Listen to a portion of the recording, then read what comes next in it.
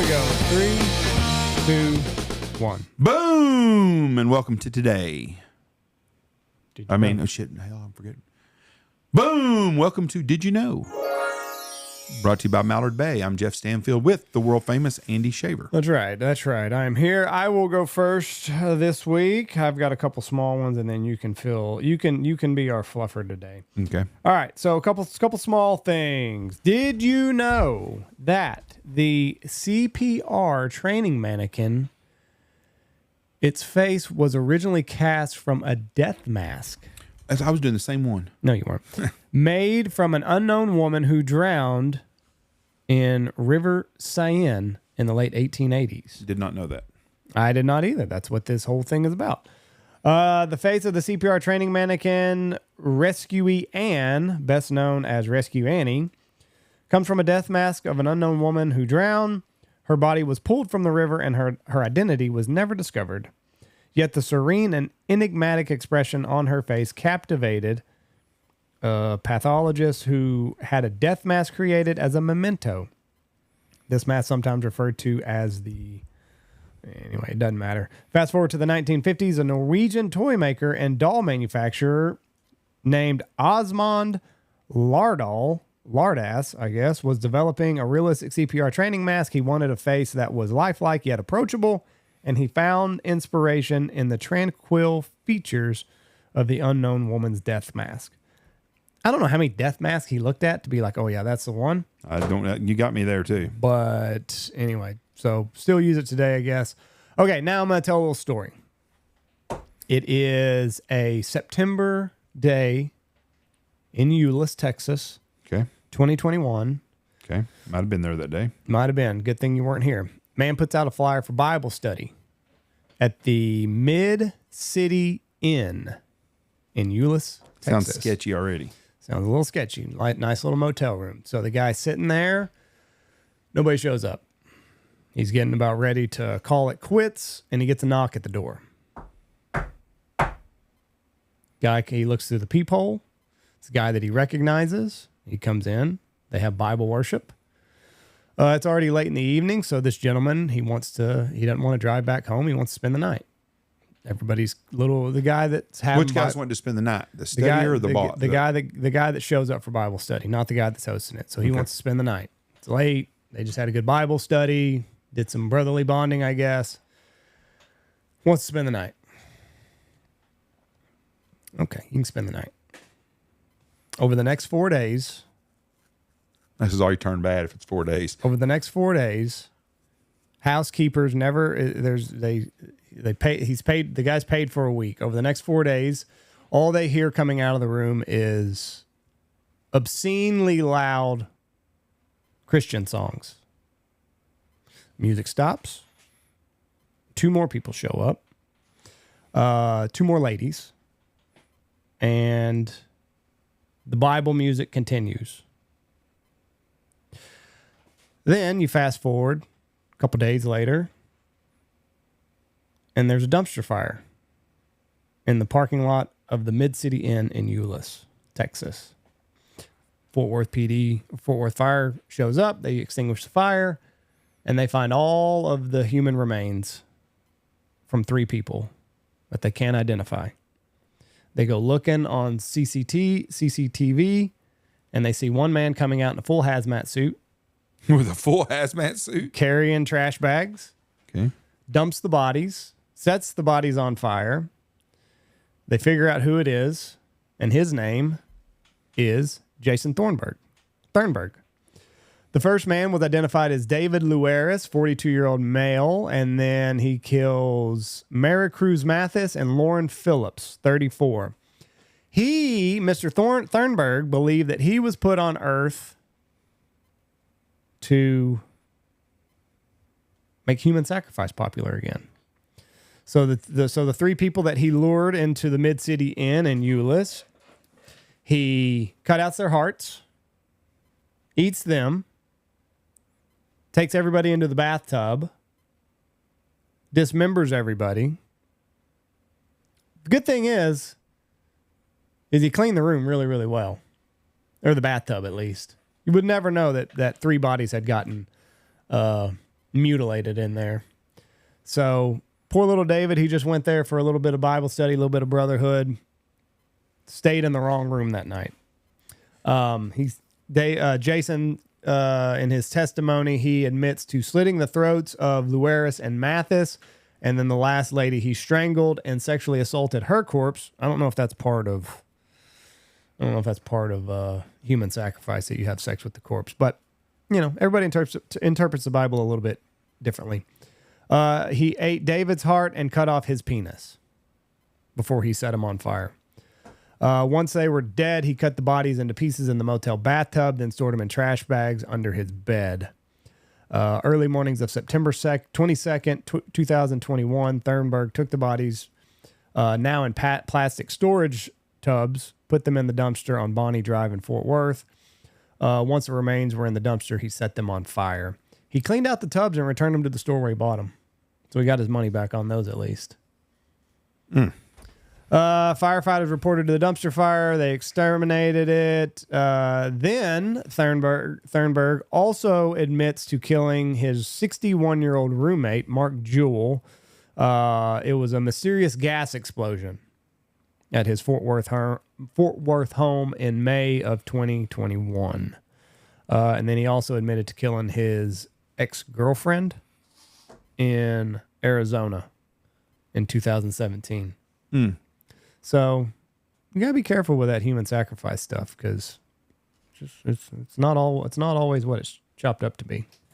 That's a very interesting story. I can tell you that much. So you did not know about Jason Thurnberg in Euless, Texas, September of 2021. Had no clue about that. And never somebody is gonna listen to this is gonna talk to us about that. Just don't go to Bible study if it's at a motel. Yeah. You know what I mean? And definitely don't stay the night. Don't stay over. It never ends well. Just watch any scary movie, and you'll realize it never ends well at a motel. Always go to a place where the doors to the room are on the inside. Yes. That's safety trick number one. That should be the safest place to go. Yeah. Okay. You done? Yep. Go ahead. Okay. I'm going to do mine a little bit on some different things, or not different things. I'm going to talk about the same basic thing. How much money do you think the Mexican drug cartels bring in a year annually? $8 billion. 29 billion, 19 to 29, 20 to 30 billion basically per year. You know what their key revenue sources are? Other than drug trafficking. Oh, I thought you were like one specific types of drugs. No. Human trafficking?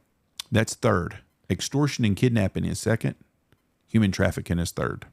So there's number one's drugs, I'm assuming? Drug trafficking. Okay. I just did see where Puerto Vallarta just got put on the list of they're starting to have a lot of kidnappings there. Really? Just read that this morning. All those fruitcakes are not going to know what to do. Oh, shit. You know what it's from? That's what it's from, though. Gays? Date naps. That's the guys that are getting kidnapped, or the guys on the date naps. Be careful. So if you're gay and you're going to Puerto Vallarta, be safe. Okay. What do you think is the number one drug that's trafficked to America from Mexico? Mexico is the number one supplier for drugs in the United States. We're their number one customer, so a lot of this is as much on us as it owns them. Is it marijuana? Nope. Fentanyl? Nope. No? Methamphetamines is number one. Okay. Heroin is number two. Do you use methamphetamine and a lot of other drugs? Is that like the base compound of all this other stuff? So meth is meth? They don't use it to like make street fentanyl or anything like that? No. Okay. Methamphetamines is one. Now, I'm not a drug scientist, so I don't know, but I'm pretty sure no, methamphetamines is its own animal on its own. Okay. Heroin is number two. Cocaine is three. Fentanyl is four. Marijuana is five. Oh, okay. Okay. Do you know how many people died in the last president's tenure? To what? Fentanyl? Murders in Mexico from drug cartels. The last president. Their president? Yep. I'll tell you what, I'll just break it down. Since 2006, in the last 20 years, how many murders do you think they've had in Mexico because of drugs? I'm going to go with 100,000. 500,000. Damn it. A lot of people there. All right, now we're going to drop to America and what we're so proud of. Mm-hmm. What state do you think has the highest literacy rate in the U.S.? I've already looked at this. California. No. Georgia. Nope. New York. Nope. New Hampshire has the highest literacy rate, followed by Minnesota, North Dakota, Massachusetts, and the state of Washington. Okay. Well, shit, I just hit the wrong thing out. Damn it, that always happens. What places do you think have what cities, high school graduates have the lowest literacy rate? Baltimore. Nope. No. Detroit. Oh, Detroit, Cleveland, Baltimore, and New Orleans. bunch of dummies. Yep. Which ones do you think have the highest literacy rate? Now, this one surprised me. Of the big cities. New York. No. Sacramento. No. Washington, D.C., right next to Baltimore. Baltimore has got the lowest. Washington, D.C.'s got the highest. Wow. Boston, Massachusetts, and Seattle, Washington are there.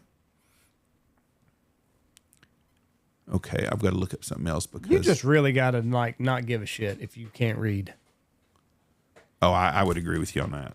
I mean, I don't think it's that difficult. I mean, I know I stumble over my words a lot, but Jameson's 6 years old and he can read. yeah. And like that was such a pinnacle achievement 200 years ago. Yes. You know what I mean? Like everybody was just like, man, if we can just figure out a way to get everybody to read and write, if we can just figure out a way. And now we've backtracked. And now we've got it, and these people aren't even taking advantage of it. The lowest literacy rate. Nolans. No, by state. Oh. This is adults and everyone. Maryland. Georgia. Nope. Nebraska. You think Blake and them can't read? No. I make fun of this state all the time. Arkansas. Yep. Arkansas, Mississippi, and Louisiana That makes sense. are the lowest by state. Just listen to them talk. You can realize that everything's not firing. Do you know, we talked about this, me and Tony did that in Pain the other day. Do you know what the rate is, kids graduating in Baltimore right now that can do? We just did the 77%. What do you think their math rate is? Oh. They got like on a like high number being bad, I'm gonna say like 80%. What's a percentage of kids graduating in Baltimore, Maryland's public schools right now that are competent in math? The inverse of that, 15%, 20%. 17% of the kids can do basic arithmetic. Like fourth grade type shit? I think so. That's just nuts. That's why I was talking about the show The Wire the other day when you watch and you see what's going on in school. But here's Washington, D.C. with the highest literacy rate, and they are basically, the Potomac River, I think, separates them. Really? I don't know my geography up there real well in the river, but I think that's it, or the Chesapeake Bay or something. Whatever. You go across a bridge into Baltimore. And you can tell you're in the ghettos. Right. What's really a big thing is when you go from the eastern shore of Maryland, which is absolutely utopia, to going across into Baltimore, and you think, oh shit, well, what hell did I fall into? Where did we go? How far did we drive today? Yeah. But that's the Chicago and Baltimore, those kids are graduating right now at about 15% click on math and being able to read and write and do basic arithmetic. And their teachers are some of the highest paid in the United States. Yeah, but they got street knowledge. And to go to prison? Different kind of knowledge. Well, I'm stereotyping here, and we got a major problem in the bad neighborhoods. Boy, Bad yeah. problems. We got no dads. We got drug leaders or everybody they want to do. Those kids have no future. I feel sorry for them. I don't know what the answer is, but we're not giving them the basic education because there's so many distractions in class for the kids that do want to learn. I saw a video recently. Kid's got a gun pointed to his teacher's head, and his teacher's just on the computer acting like no big deal. He knows she's not going to pull the trigger. Can you imagine having to teach in that environment? Just a kid sitting there. Teacher's at her computer, gun to the back of her head. She knows it's there. She's like, you need to go sit down. You need to go sit down. What are you going to do? That's terrible. But that's that inner city stuff. It's bad. It's no different than being in a third world country. Yeah. There's no difference at all. At least over there you can beat your kids. Well, yeah. I don't know what I guess I should look it up. I'd like to know what the Brazil's got a rural faction of street kids. They have forever in Rio. I would like to know what the dad at home rate is in third world countries compared to the United States. Families that have a mom and dad and nuclear family. I'll bet in third world countries there's more nuclear families than there are in the United States now. I don't know if that's something that you can. I don't know if that's something that they're reporting. I understand, but I'll bet you.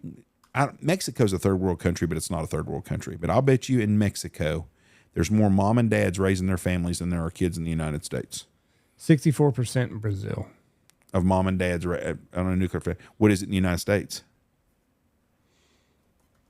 Surely we beat them. Shit, I don't know about that. You think about your kid's class. How many of them got a mom and dad living at home? Ooh. What is it? 57? Take a guess. 57. 17. 17% of families in the United States are a mom and dad nuclear family. That can't be right. Hold on, let me read this. And this is AI. I know AI screwed me yesterday. In 2023, about 17.9% of U.S. households were married couples, household with children. No, that's different because that could be just single people that are living.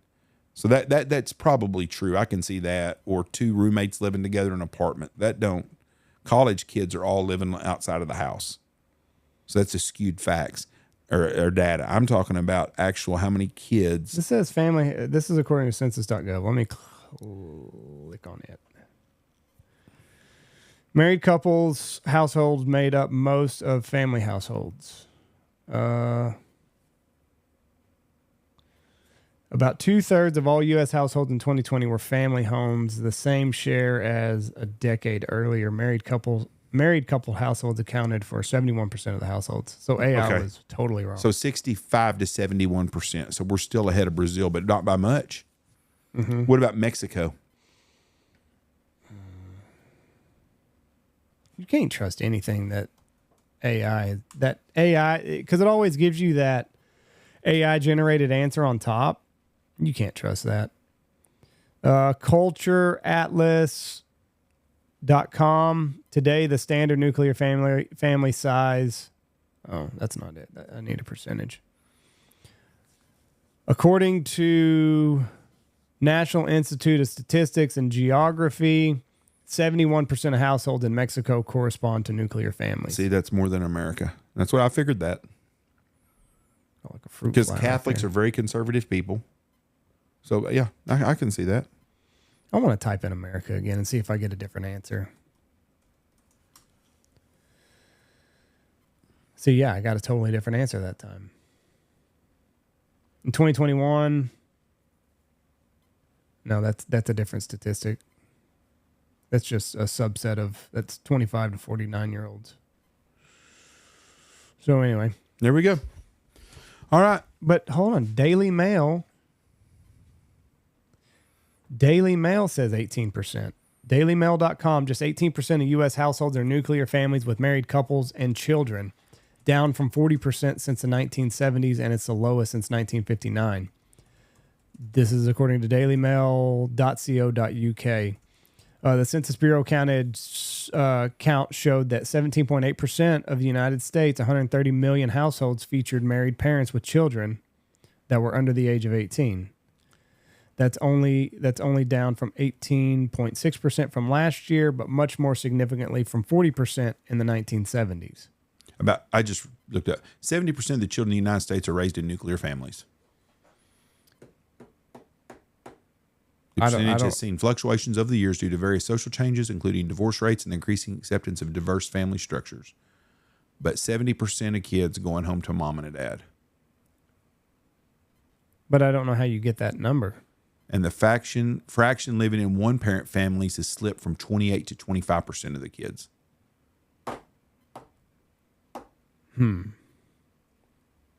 The average age of a woman at her first marriage is now 28.6 years old. In the 1950s and 60s, women typically married at the age of 20.4 years old. Yeah, that's... The average age for men to marry for the first time in 2021 was 30.4 years old. It doesn't say anything about a long time ago. America's fertility rate dropped to 55.4 births per thousand in the second quarter of 2021, down from 58.5 in the same period of 2019. Americans are also living alone at a higher rate than they used to. The percentage of adults in the U.S. living with a spouse was 50%, down from 52% 10 years ago. Over 37 million adults lived alone in early 2021, up from 33 million in 2011. As far back as 1960, 87% of adults live with a spouse. We got some shit we got to fix here. But I don't know. I think a lot of it is people don't take their kids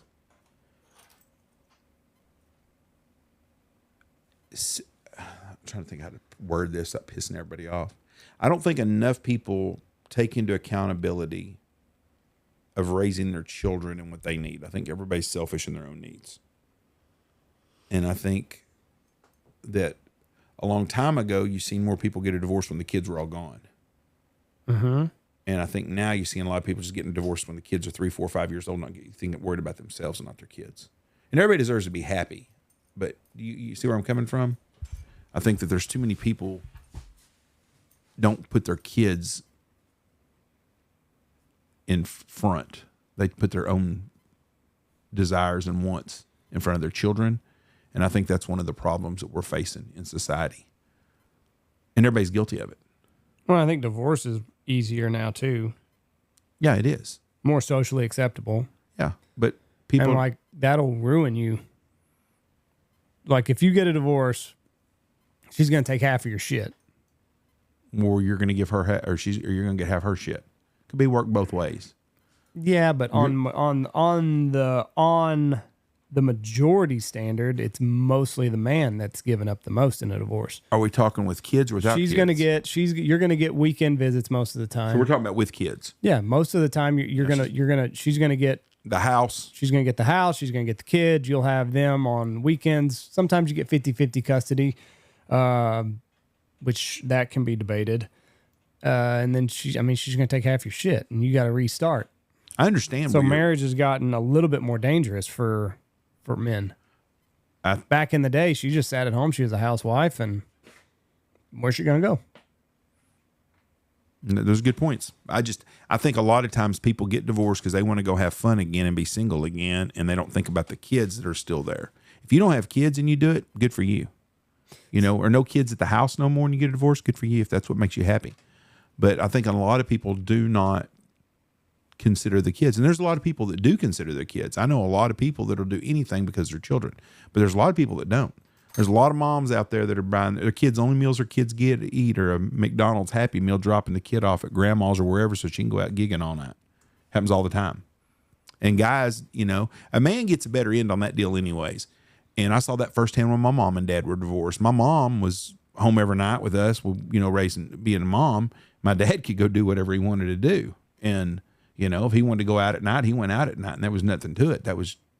And so if you've got custody of the kids, you've got more responsibilities than the person without the full custody. You do. If you're responsible for those kids every night, and every other weekend your husband gets the kids, or your wife, or whoever gets them, because I know situations are backwards on both sides, and every situation's different. But whoever's got the full-time parenting gig has got more responsibilities than the happy-go-lucky ex-wife or ex-husband that only got them on weekends. But who's to say that that's what that husband wanted? I'm not saying that. I'm just saying he has the better end if he doesn't have the kids when it comes to, he would probably much rather be at home, and I respect him for that. I'm just saying there's a lot of guys out there that are good time Charlie dads that they get them every other weekend, but they go bar hopping every night, and they live a single life all the time. They're having a good time while mom's at home making sure the kids are fed and put in school and everything else. And like I said, every situation's different. I'm not judging anybody. I'm just saying that I think a lot of times children are left behind because of divorce when the parents are selfish and just want to go out and be single again and forget about the kid they have at home. And there's thousands of kids like that in the country, and I feel sorry for those kids. Well, if you enjoy having sex, you better stay married. Why's that? Married couples have more sex than single people.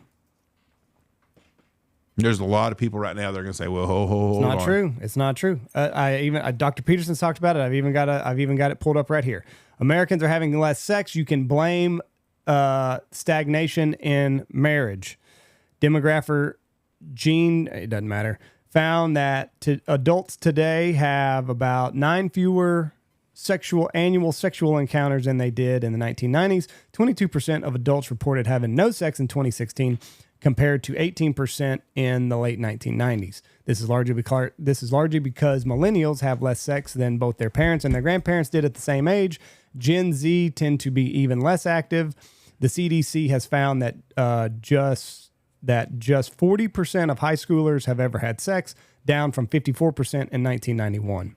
What is going on with these people? I don't understand. As someone that grew up in the 70s and the 80s, I don't understand how anything when you're a single guy is more fun or important than going to go have sex or trying to. The decline, especially among young people, is what the recent Atlantic cover story labeled the sex recession. In that essay, Atlantic senior editor Kate Julian does an admirable job of reviewing a whole host of changing behaviors, increasing porn use, masturbation, achievement-oriented culture, rising depression, and concurrent antidepressant use, etc. That might be an explanation as to why Americans do it less. But there is one major factor that Julian only gives passing attention to, and that is marriage. Americans have transitioned from a more sexually active group, married people, to a less sexually active group, unmarried people. Any talks of a sex recession must acknowledge this marriage stagnation. Today, there are fewer Americans married and more American singles than at any point in the last 140 years. So, the more you said that, I thought about that more. That's true because especially young married people, they have sex every night. So, if you're a single young person, you might try to have sex every night, but it don't happen every night. Mm-hmm. But if you're married, it happens every night, just about. So I see that. That does make sense on that. So, if you enjoy the sex, stay with her. Don't let her leave. Can't argue that. All right. Thank y'all for listening to us. God bless you. Andy said masturbation on it today. Didn't think that was going to happen. Peace. The article said it. I read it. Okay. I read it. I didn't say it. You threw the old masturbation word out. All the other words you could have used. Thank you. What's another word for it? Waxing the Johnson, beating the mule. I was reading. I wasn't improvising. Okay. God bless you. Take care. See you. Peace. Bye. Watch for deer.